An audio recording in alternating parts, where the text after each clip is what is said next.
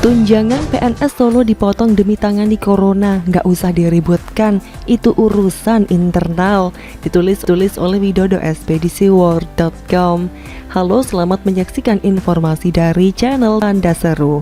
Ada berita mengejutkan datang dari Surakarta atau Solo terkait langkah penanganan dampak COVID-19 yang diambil oleh Pemkot Solo.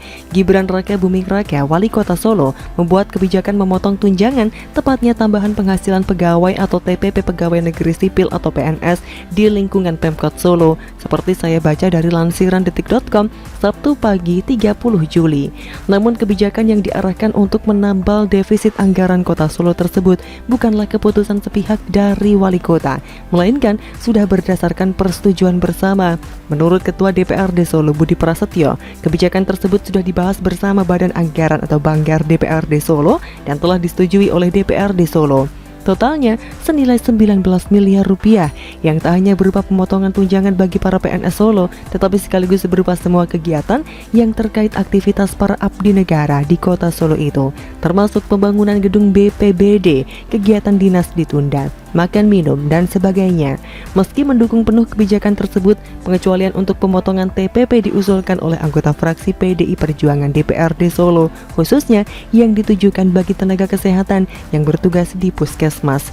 Alasannya mereka tidak mendapatkan insentif dari pemerintah. Berbeda dengan nakes rumah sakit yang mendapat insentif sekalipun mereka sama-sama menjadi garda terdepan dalam penanganan COVID-19. Usulan ini seperti dilansir dalam laman detik.com masih akan dicek dan dipastikan dahulu oleh Gibran karena terkait ketersediaan dana untuk penanganan COVID-19 yang sempat mengalami defisit sampai 92 miliar, tetapi kini kabarnya sudah teratasi.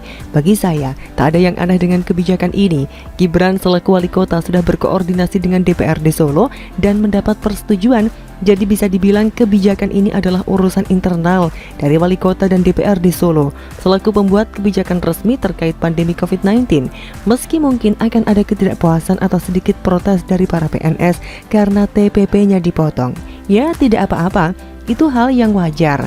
Tetapi sebaiknya mereka juga belajar untuk memahami keadaan yang ada, apalagi jika mereka mau mengingat bahwa sebagian dari saudara-saudara sebangsa mereka yang berprofesi non-PNS sudah sejak lama menerima gaji yang tidak utuh karena jam kerja yang tidak utuh ketika ada kebijakan semacam PPKM. Sebagian lagi bahkan ada yang menerima THR dengan cara diangsur jika memang keadaan keuangan perusahaan tidak memungkinkan. Beda lagi dengan para pedagang kecil atau usaha UMKM yang pastinya mengalami penurunan omset penjualan sampai merugi karena adanya pembatasan di sana-sini yang ditetapkan oleh pemerintah ketika kondisi darurat.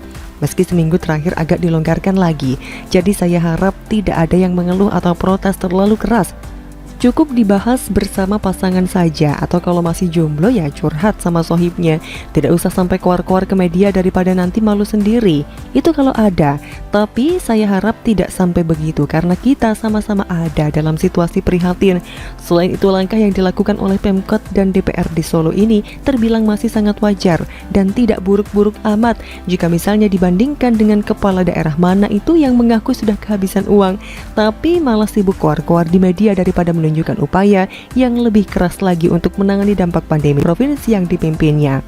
Ada lagi tuh yang kabarnya sampai ngemis-ngemis ke kedutaan besar negara sahabat di provinsinya yang kebetulan saja mereka berlokasi di sana karena status sebagai ibu kota negara. Sudah berniat minta-minta pakai melangkahi wewenang dari Kementerian Luar Negeri pula. Untungnya rencana ini segera ketahuan dan kabarnya surat itu pun ditarik meski tetap rasa malunya akan sukar terhapuskan begitu saja. Bahkan menjadi rekam jejak sejarah yang memalukan negeri ini. Pemimpin macam apa itu kok sama sekali tidak solutif, namun giliran mengakui situasi yang terlihat membaik nomor satu deh seperti pahlawan kesiangan. Giliran ada masalah dan program gagal yang dijadikan sasaran kemarahan adalah anak buahnya. Padahal yang tidak baju sebenarnya pemimpinnya itu sendiri. Gubernur siapa sih yang terakhir saya sebut ini? Pilihan Anda bukan? Jadi yuk kita tanggapi slow saja soal kebijakan pemotongan TTP bagi para PNS di lingkungan Pemkot Solo yang sudah diputuskan bersama Wali Kota dan DPRD Solo tersebut. Kalau misalnya ada politisi dari daerah lain bahkan dari pusat yang kebetulan membaca berita ini lalu mencoba manas-manasin situasi, ya kita senyumin saja. Wong bukan duit mereka juga kok yang dipotong. Itulah kura-kura. Mana menurut Anda? Diserang sohib Anies, Sandiaga jawab telak, Anies KO. Ditulis oleh Nina Nur di seword.com. Halo, selamat menyaksikan channel Tanda Seru. Anies Baswedan pernah jadi pemenang bersama Sandiaga Uno.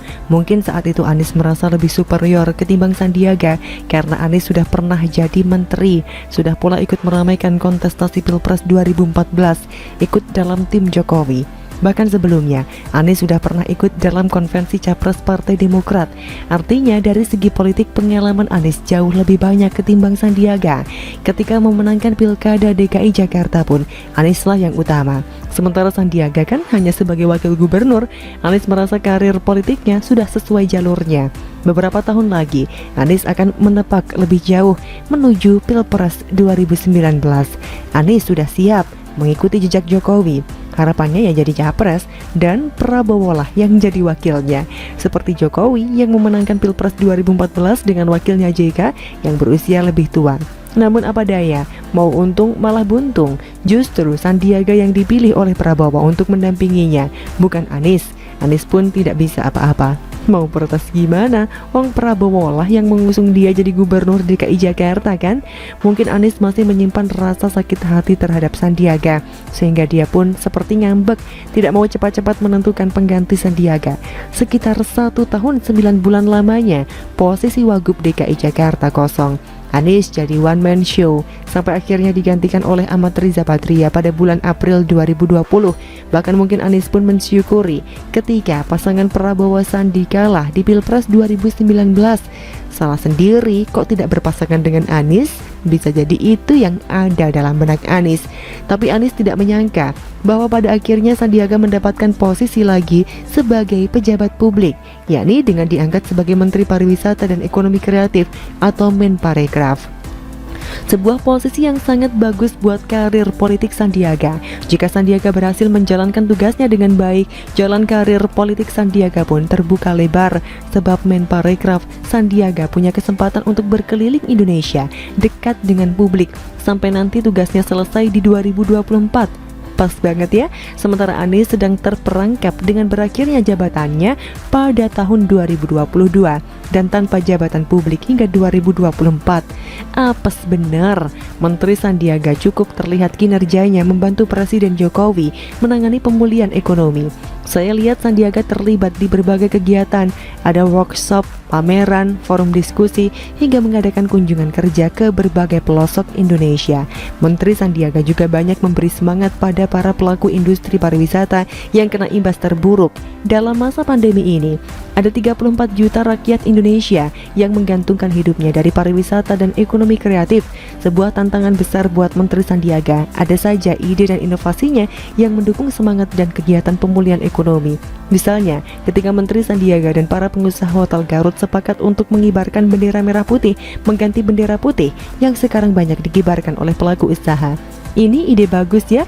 Kegiatan dan kebijakan Sandiaga sebagai Menparekraf bisa dilihat di website resmi Kemenparekraf atau di akun media sosial Kemenparekraf maupun Sandiaga Uno. Sampai di sini, ada seseorang yang bisa jadi sakit hati melihat perkembangan karir Sandiaga. Siapa lagi kalau bukan Anies? Dugaan ini diperkuat dengan adanya serangan yang dilontarkan oleh salah seorang sohib Anies. Kalau nggak mau disebut sebagai buzzer, dia adalah Pandu Riono, epidemiolog dari UI yang dikenal kerap membela dan memuji Anies di berbagai kesempatan. Misalnya, ketika Pandu mengeluarkan pernyataan bahwa Anies pernah mengusulkan agar pemerintah pusat melakukan pengetatan maksimal Jawa Bali pada akhir Mei lalu. Namun usulan Anies itu disebut tidak diterima oleh pemerintah pusat. Nah, kali ini Pandu Riono menyerang Menteri Sandiaga, merujuk pada berita media yang menyebut Kemenparekraf mengirim delegasi Indonesia ke Amerika Serikat untuk melakukan promosi wisata. Pandu pun meminta harusnya Menteri Sandiaga dan jajarannya punya empati dan membantu rakyat mengendalikan pandemi, mempromosikan 3M hingga membantu kegiatan tes lacak lokasi. Lengkapnya di bawah ini. Kok malah menyerang Sandiaga? Karena sepak terjang Sandiaga mulai membuatnya makin populer dan mengancam eksistensi Anies buat nyapres di 2024. Anies takut lalu minta bantuan sohibnya. Bahkan dibela-belain pakai logika yang salah. Sandiaga kan Kemenparekraf bukan Menkes. wajarlah kegiatannya berkenaan dengan pariwisata dan ekonomi kreatif sudah ada tupoksi masing-masing. Masa Sandiaga mengabaikan 34 juta pekerja parekraf lalu mengambil kerjaannya Menkes? Entah memang Sandiaga sudah melihat serangan ini atau memang kebetulan saja. Nampaknya Sandiaga memberikan jawaban telak atas serangan itu. Tentu bukan dengan serangan frontal yang tidak elok dan tidak logis macam Pandu Riono, melainkan dijawab Menteri Sandiaga dengan kerja, kerja, dan kerja. Di antaranya, Sandiaga sibuk dengan kegiatan Anugerah Desa Wisata Indonesia 2021 yang kegiatannya dilakukan secara virtual, termasuk bimbingan teknis dan workshop. Sandiaga juga memamerkan hasil gerakan #Bali Kreatif Danau Toba yang berhasil membuka lapangan kerja sebanyak 3 kali lipat dan meningkatkan omset usaha hingga 201%.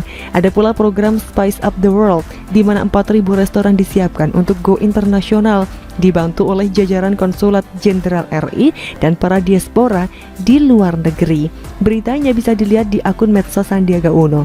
Bahkan ada satu jenis kegiatan yang menohok serangan Pandu di atas, yakni kegiatan Kemenparekraf membuka beberapa sentra vaksinasi di berbagai lokasi dengan merangkul berbagai perusahaan seperti MNC, Traveloka, Mr. Aladin, Lazada, Good Doctor, dan lain sebagainya.